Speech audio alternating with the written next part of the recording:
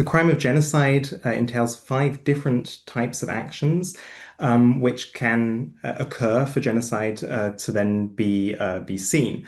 The first is killing, and we've seen over 60,000 killed in Gaza already. Physical and mental harm being committed. We've seen over 140,000 injured, many more also with mental harm.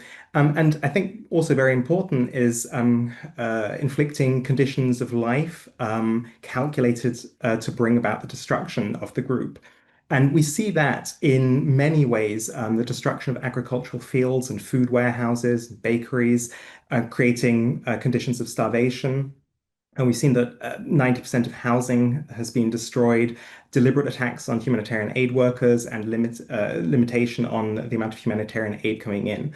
And so all these together constitute actions which the majority of our voting members believe to constitute genocide. And this is combined with intent. That's a really important stipulation within the Genocide Convention.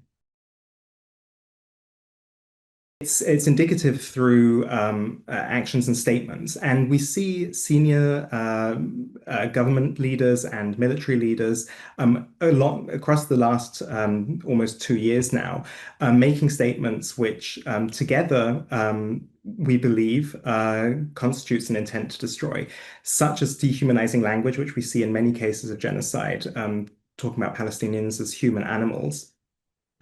As well as the conflation of Palestinian civilians with Hamas and an intent to destroy Hamas in its entirety, meaning that anyone in Palestine is fair game within Gaza.